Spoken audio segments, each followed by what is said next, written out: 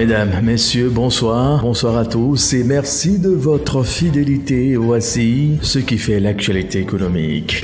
La dette publique du Bénin devrait atteindre 53,7% du produit intérieur brut en 2024, en baisse par rapport au taux de 54,5% enregistré en 2023. C'est ce qui ressort du rapport de la Direction générale du budget sur la stratégie d'endettement de l'État. Ce rapport indique une restructuration progressive de la dette publique avec un poids croissant de la dette extérieure qui passera de 67,5% en 2023 à 72,1% cette année. À l'inverse, la dette intérieure diminuera à 27,9% contre 32,5% l'année précédente.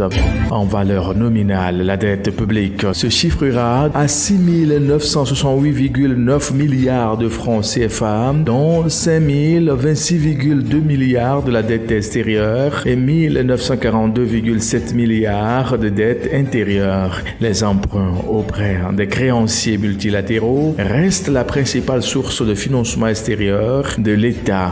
Pour ses besoins de financement intérieur, le Bénin a principalement recouru aux titres publics, notamment les bons et obligations du Trésor. En septembre dernier, il a mobilisé 21,99 milliards de francs CFA, dépassant ainsi son objectif initial de 20 milliards de francs CFA. Malgré une forte demande de soumission, 69% des offres ont été retenues avec des rendements compétitifs, dont 6,81% pour les bons à 1 an, 6,57% pour les obligations à 3 ans et 7,15% pour celles à 5 ans. Soulignons que le budget général du Bénin pour 2025 dégage un besoin de financement de 1183,6 milliards de francs CFA qui sera couvert par des tirages sur prêt, projets, programmes, des émissions de titres publics et des emprunts auprès des banques locales. Du Bénin, rendons-nous au Nigeria pour vous dire que l'inflation annuelle globale a atteint 33,88% en octobre contre 32,7% enregistré en septembre, augmentant ainsi pour la deuxième fois consécutive depuis le taux de 32,15% enregistré en août 2024. C'est ce qui ressort du rapport du Bureau national des statistiques publié le vendredi 15 novembre dernier. Selon le NBS, les catégories ayant contribué principalement à cette hausse sont les secteurs de l'alimentation et des boissons non alcoolisées, du logement, de l'eau, de l'électricité, du gaz et autres combustibles. Le taux d'inflation des produits alimentaires en octobre 2024 était de 39,16% en glissement annuel, soit 7,64 points de pourcentage de plus que le taux enregistré en octobre 2023, indique le même rapport. Au point 3 de l'actualité économique de ce jour, notez que le chantier de construction de l'aéroport de Tchibanga dans la province de Yanga au Gabon a été lancé il y a quelques jours par le ministre des Transports.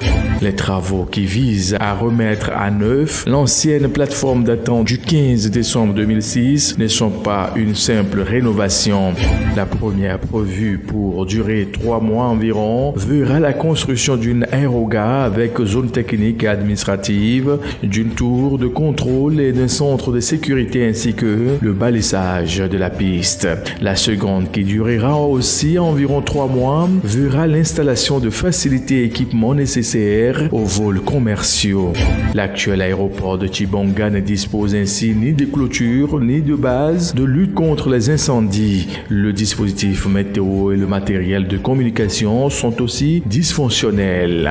Le nouvel aéroport vise à répondre aux normes internationales en matière d'opérations aériennes afin d'améliorer l'accessibilité de la région et stimuler l'économie locale en facilitant l'arrivée de visiteurs et d'investisseurs potentiels.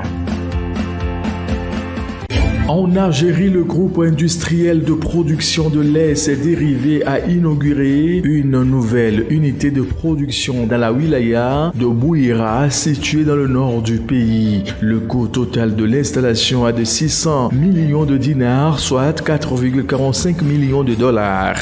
D'après Sama Lalou, PDG de l'entreprise publique, cette unité fournira dans un premier temps 80 000 litres de lait par jour avant de passer graduellement à une production quotidienne de 250 000 litres de lait. Globalement, cet investissement permet d'augmenter la capacité de production laitière de l'industrie locale encore insuffisante pour satisfaire la demande du marché domestique. Bouclons avec le Togo pour vous dire que 3 mois après la suspension dans le cadre d'un repos biologique visant à préserver et régénérer les ressources halieutiques, les activités de pêche sur le lac Nagbeto ont repris le vendredi 15 novembre dernier.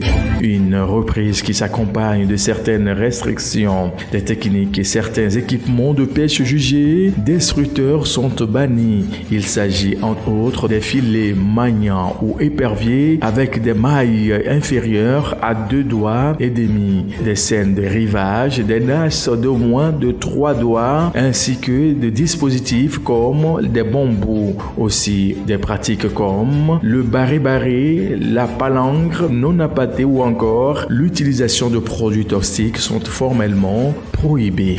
Et c'est ainsi que nous mettons un point à cette édition. Mesdames, Messieurs, très bonne suite de nos programmes à vous tous et à demain.